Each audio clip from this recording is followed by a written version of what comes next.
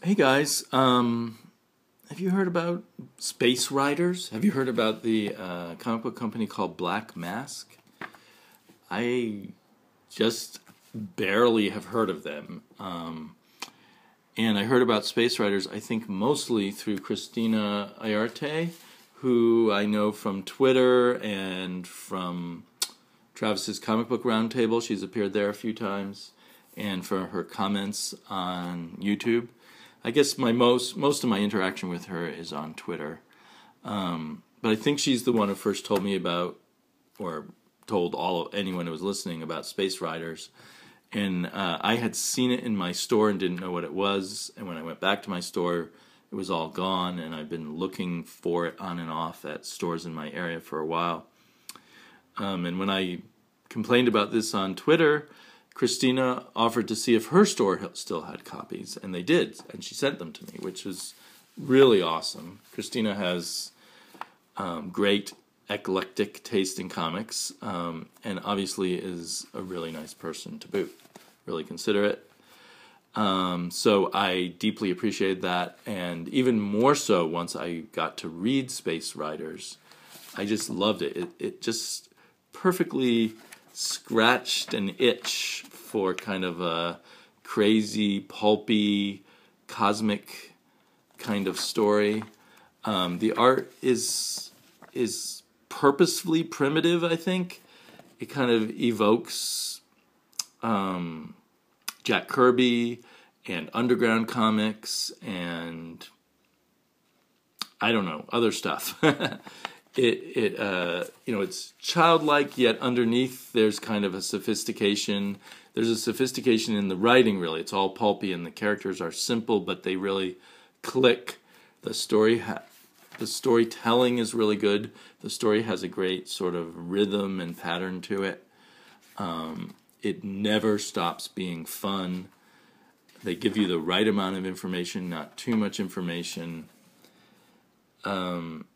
So I really love it. I might almost describe it as like some kind of cosmic Jack Kirby meets Axe Cop or something, but it all clicks together and makes relative sense, with a little bit of magical thinking here or there.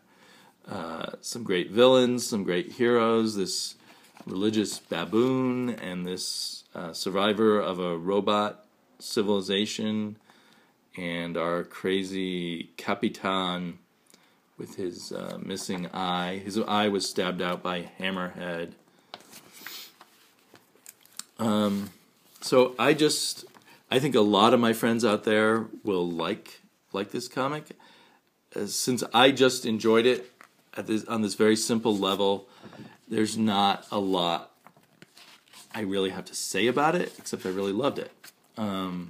They are clearly very aware of being pulpy.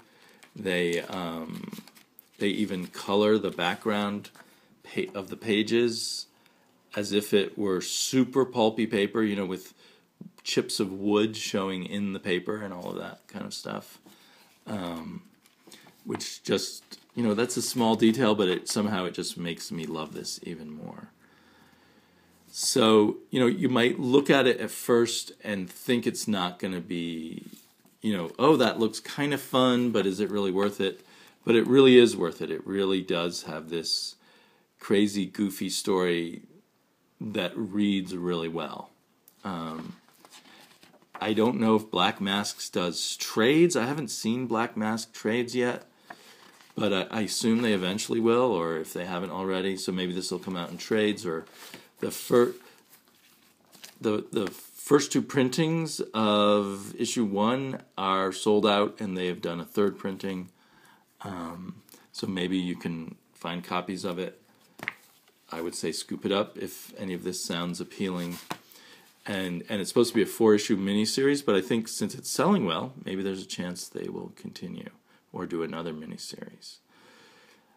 It turns out that Black Mask Comics is run by 3 people: Steve Niles of 30 Days of Night fame, and also Frankenstein.